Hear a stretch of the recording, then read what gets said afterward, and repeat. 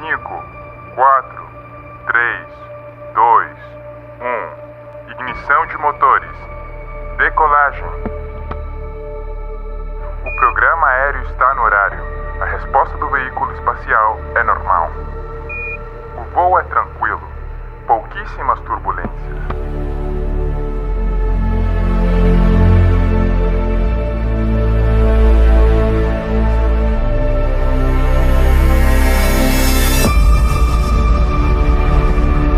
Contemple novamente este ponto.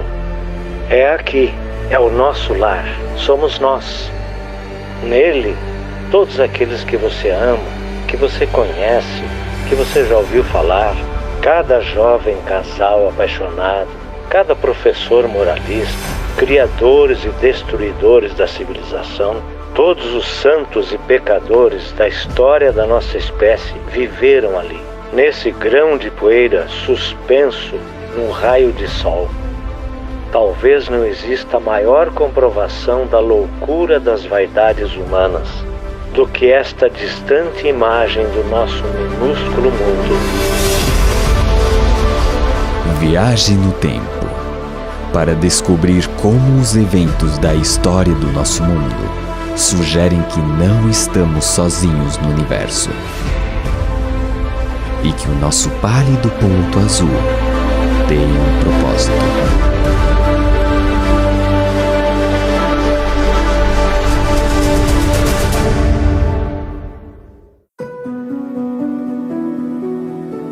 Milhares de anos atrás, em uma área hoje conhecida como o berço da civilização, um rei ambicioso teve uma experiência que moldaria o mundo no futuro. Babilônia foi a maior cidade da Terra e seu legado continua vivo. Passando pela imponente Porta de Ishtar, os viajantes encontraram uma cidade repleta de vida e cheia de ouro e riquezas. Esta joia da antiguidade foi a inveja do mundo. Qualquer pessoa que visitasse a Babilônia, no auge do seu poder, ficaria absolutamente pasmado diante do espetáculo da sua arquitetura e pelo fato de que ali se reuniam na cidade pessoas de todo o mundo. Foi uma verdadeira metrópole. Babilônia se proclamou a primeira cidade do mundo, a primeira cidade que os deuses haviam criado. E essa presunção reflete o fato de que realmente era uma metrópole de ordem e escala que o mundo nunca tinha visto antes. Certa noite, o rei da Babilônia, Nabucodonosor, foi despertado por um sonho incomum. Um jovem escravo hebreu, de nome Daniel, foi chamado para interpretar o sonho. Daniel, como muitas pessoas no mundo antigo, acreditava que os sonhos eram significativos e que Deus se comunicava, ou os deuses se comunicavam através dos sonhos. E Daniel acreditava que o seu Deus, o Deus dos hebreus, sabia o significado e a interpretação deste sonho. Em seu sonho, o rei viu uma estátua gigante feita de ouro, prata, bronze e ferro, com os pés de ferro misturado com barro. Daniel revelou que cada metal representava um poderoso império, que começava com Babilônia como a cabeça de ouro. Ele previu com precisão o surgimento e a queda dos impérios.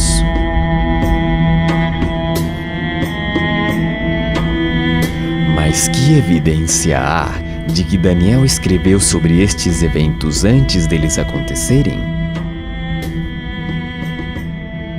Os manuscritos do Mar Morto contêm seções do livro de Daniel e são datados do século II a.C. O historiador judeu Joséfo conta que os escritos de Daniel foram apresentados a Alexandre o Grande quando visitou Jerusalém no século IV a.C.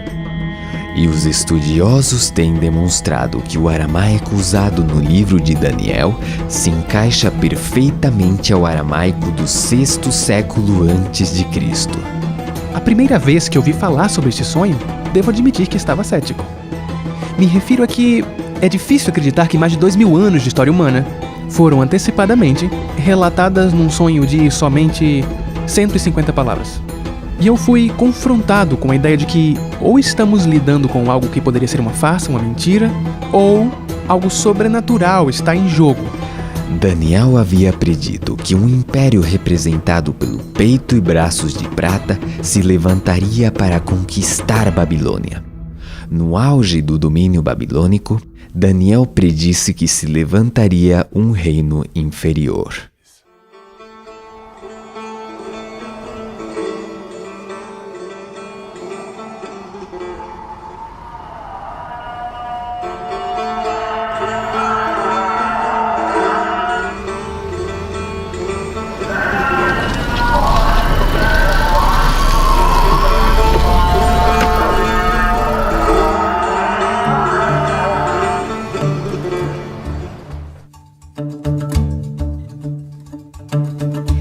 Meu nome é Atefa e vivo em Shiraz, uma das cidades mais bonitas do Irã, conhecida por seus jardins e seus poetas. No meu tempo livre, adoro tirar fotos. Como mulher muçulmana, fico admirada cada vez que venho nessa mesquita. Muçulmanos, judeus e cristãos consideram Daniel como um profeta sagrado. E mais de 2000 anos atrás, um conquistador se levantaria do leste para liderar uma luta contra o poderoso império de Babilônia.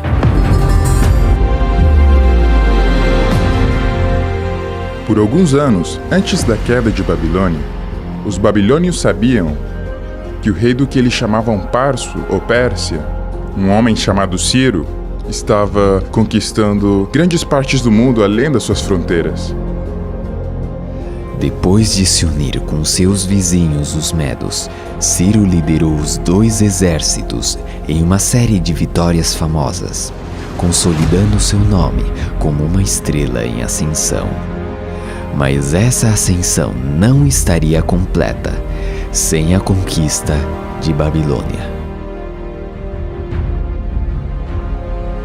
Heródoto retrata Ciro como o modelo de um grande conquistador e Babilônia como a maior conquista de Ciro, o prêmio supremo. E era o prêmio supremo porque era o osso mais duro de roer. Babilônia era uma poderosa fortaleza. Suas paredes maciças, de fosso profundo e imponentes portões impossibilitavam a conquista de qualquer força invasora.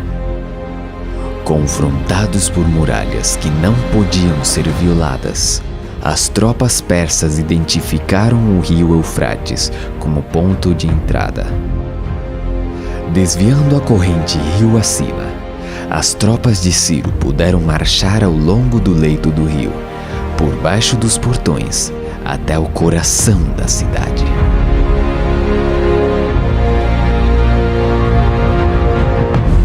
As muralhas de Babilônia pareciam inexpugnáveis a qualquer força invasora. E ainda assim, em um dos grandes mistérios da história, a cidade de Babilônia caiu em uma única noite nas mãos de Ciro.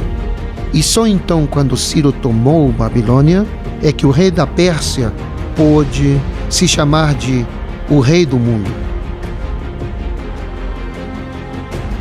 A conquista de Ciro lançou as bases para o Império Medo-Persa. Seus grandes complexos palacianos ainda podem ser vistos hoje. Quando percorro as ruínas dessas cidades antigas, sinto uma forte ligação com o passado. Sinto que o legado e as mensagens do passado continuam vivos hoje.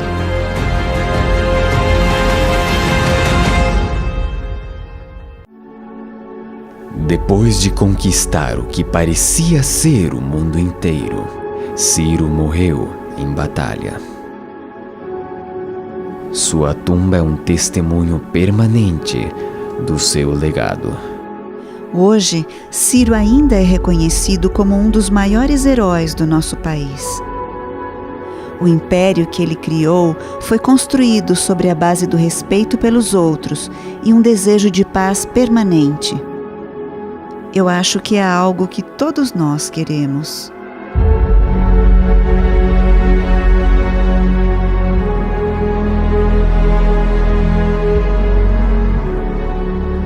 Quando os reis da Pérsia morriam, seus corpos eram enterrados aqui.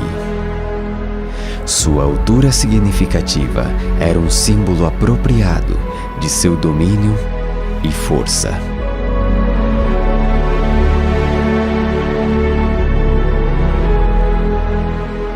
Mas há uma tumba inacabada neste lugar. O último rei persa estava apenas começando o seu reinado, quando se deparou com um agente da profecia de Daniel. Um jovem e valente general das colinas da Macedônia havia posto seus olhos na Pérsia. O Império Medo-Persa havia conquistado Babilônia, tal como Daniel havia predito. Mas a seguinte predição de Daniel se refere ao surgimento de um terceiro império, um de bronze, que governaria sobre toda a terra.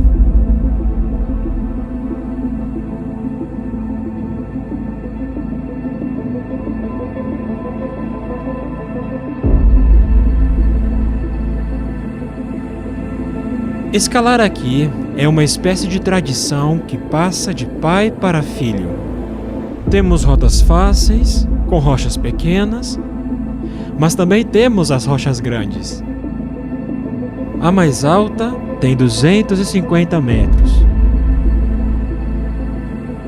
Sentimos medo ao escalar, mas é assim que se desfruta mais. Antes de subir, costumo respirar profundamente. É tranquilo lá em cima. Dá para sentir a solidão.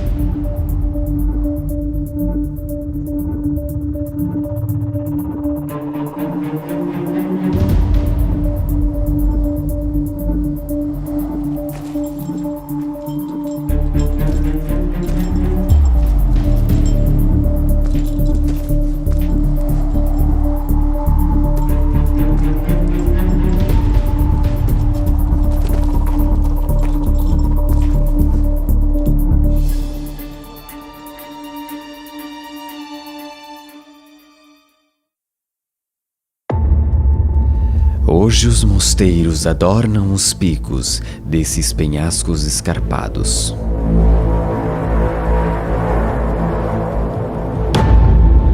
No século XIV, um monge solitário chamado Varlan escalou essas rochas íngremes para construir um mosteiro. Sob o olhar atento de um monge, existe uma pintura representando uma figura-chave da linha do tempo de Daniel: Alexandre o Grande.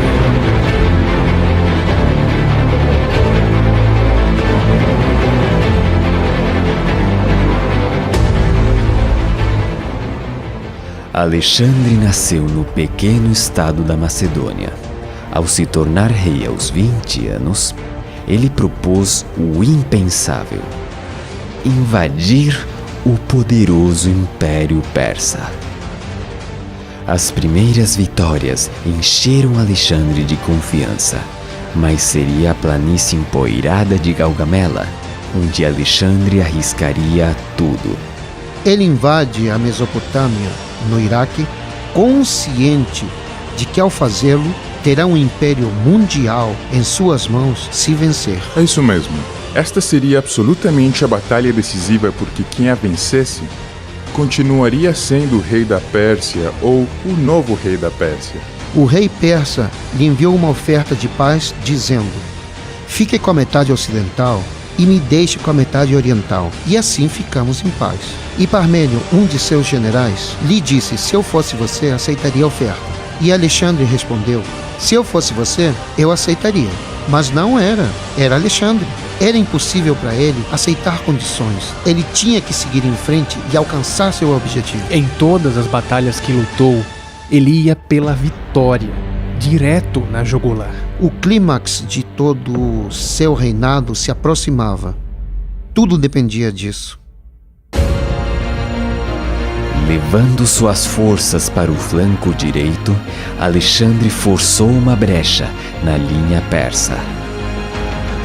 Carruagens persas reagiram em direção à esquerda grega. Alexandre aproveitou a abertura e perseguiu o rei persa em retirada a cavalo. Embora em grande desvantagem, em solo estrangeiro, Alexandre comandou uma famosa vitória. Ele provocou a queda de um império e a ascensão de outro. O Império de Prata foi substituído pelo Império de Bronze, assim como Daniel disse que seria. Em certo sentido, Alexandre era um oponente terrível, manchado de sangue.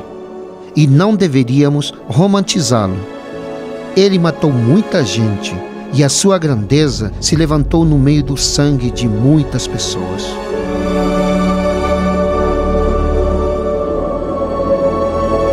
Alexandre se estabeleceria em Babilônia, no antigo palácio do rei Nabucodonosor. Mas ao refletir sobre suas conquistas, chorou, porque não havia mais terras para conquistar. Alexandre estava literalmente fazendo história. Ele marca a transição de uma era para outra. Sem a genialidade de Alexandre e sem a revolução militar que iniciou Felipe, seu pai, é perfeitamente possível imaginar um mundo onde o Império Persa ainda existisse. Em muitos sentidos, eu diria, assim como outros já disseram antes de mim, Alexandre Magno foi a sua própria maior criação. Seu império grego havia conquistado o mundo então conhecido com assombrosa velocidade. Um homem cumpriu a profecia de Daniel. Daniel previu que um quarto império tomaria o poder global. Finalmente haverá um quarto reino, forte como o ferro. E assim como o ferro despedaça tudo, também ele destruirá e quebrará todos os outros.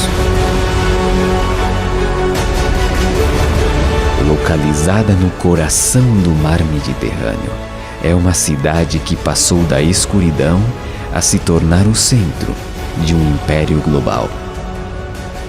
Roma, Caput Mundi, capital do mundo.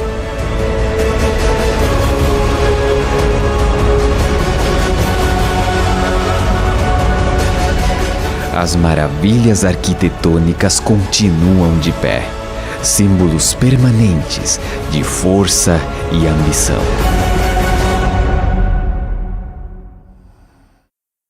Durante mais de 20 anos, Adriano Morabito estudou os alicerces do Império Romano, profundamente escondidos abaixo do solo.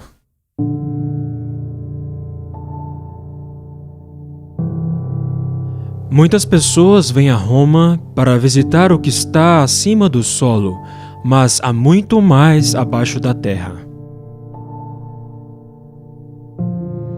Roma era uma mega cidade do passado. A grandeza do Império Romano é devido à rede de estradas que foram feitas para conquistar os diferentes territórios e à construção de aquedutos adequados para cada cidade. Foram construídos aquedutos que possibilitaram o crescimento da cidade. E também se construíram estradas, as quais foram essencialmente, em outras palavras, como uma espécie de rede através do território conquistado. Existe um ditado muito conhecido que diz que todos os caminhos levam a Roma. Mas creio que seria melhor dizer que todos os caminhos saem de Roma. As estradas romanas levavam suprimentos e soldados para os confins do império, provocando carnificina e brutalidade por onde passavam. Quando as tropas ocidentais atacam, eles se gabam de quão poucas baixas foram infligidas. Quando Júlio César foi para Gália, ele se gabou de quantos havia matado. Mas o derramamento de sangue não estava restrito a terras estrangeiras. Os espectadores se reuniam no Coliseu para ver como milhares de pessoas eram assassinadas violentamente. Em muitos sentidos, a arena é a instituição romana por excelência. Esta foi uma expressão de sua virilidade e de sua superioridade sobre o mundo bárbaro e sobre o mundo natural. No auge do Império Romano, aproximadamente 1 em cada 5 pessoas do planeta viveu e morreu sob o domínio do imperador. Suas fronteiras estendiam-se do norte da África até a Britânia. Por volta de 476 d.C., as invasões bárbaras tinham reduzido as fronteiras do Império Romano a um tamanho não visto em 6 séculos. Havia predadores nas fronteiras. Os romanos os chamavam de bárbaros. Muitos deles foram dominados pelos romanos e perderam completamente sua liberdade. E obviamente se ressentiram e odiaram isso. Eles foram capazes de reagir e tomar posse de vastos territórios do Império Romano. Daniel antecipou que o Império Romano iria desmoronar por dentro. E quanto ao que viste dos pés e dos dedos, em parte de barro, em parte de ferro, o reino será dividido, por uma parte forte e por outra frágil. As tribos bárbaras dividiram o Império Romano, e essas novas nações estabeleceriam as bases para a futura Europa. Para os europeus, Roma era o fantasma que não desapareceria. E quando o imponente governo dos Césares desmoronou, havia pessoas que queriam restaurá-lo. De certa forma, poderíamos argumentar que o Império Romano nunca caiu realmente. E que nós, como europeus modernos, somos apenas os romanos atuais. A próxima predição de Daniel era que os reis e rainhas europeus procurariam reparar o império dividido por meio de alianças matrimoniais. Quanto ao que viste do ferro misturado com barro de lodo, misturar-se-ão mediante casamento, mas não se ligarão um ao outro, assim como o ferro não se mistura com o barro. À medida que o século XX se aproximava, muitos dos poderes políticos da Europa estavam vinculados por alianças matrimoniais. Mas as disputas familiares arrastariam a Europa através de 2 guerras mundiais. Milhões pereceriam à medida que líderes ambiciosos procurassem ressuscitar um império europeu. Determinados a nunca permitir que a Europa mergulhasse em outra guerra sangrenta, os líderes mundiais se uniram para assinar tratados de paz, abrindo caminho para o desenvolvimento da União Europeia, mas a tensão continua. Desde que as fronteiras abertas foram amuralhadas, os medos sociais e religiosos se espalharam pelas ruas. A desigualdade econômica, o desemprego crescente e o extremismo político estão ganhando terreno. Está claro, o ferro e o barro não se misturam. O sonho de Daniel contém 7 elementos proféticos: Babilônia, Medopérsia, Medopérsia, Grécia, Grécia, Roma, etc. E desses 7 elementos proféticos, 6 deles já aconteceram. Agora basta a força da lógica e das probabilidades que sugerem que, se 6 dos 7 elementos proféticos já ocorreram, é muito provável que o 7º também ocorra. Daniel predisse que o ouro da Babilônia passaria em mãos de outro. Que o império de Ciro chegaria ao fim.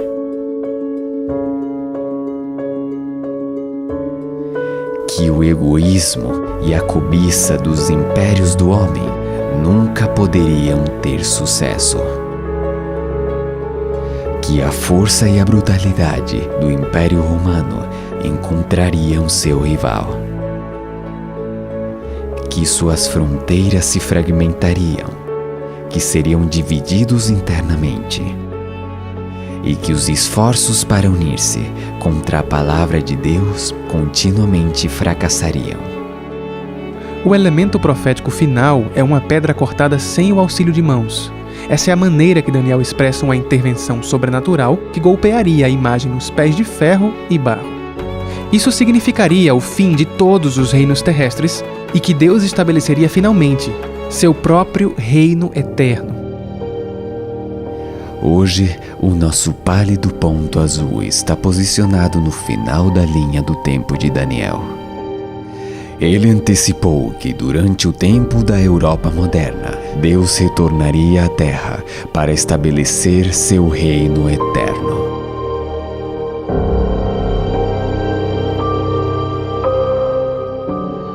A Terra é um palco muito pequeno em uma imensa arena cósmica. Pensem nos rios de sangue derramados por todos os generais e imperadores, para que, na glória desse triunfo, pudessem ser os senhores momentâneos de uma fração desse mundo. A profecia de Daniel une as esperanças da humanidade e revela um Deus que se tornou parte do nosso mundo. As últimas palavras de Daniel para o rei foram de que o sonho era certo e sua interpretação fiel.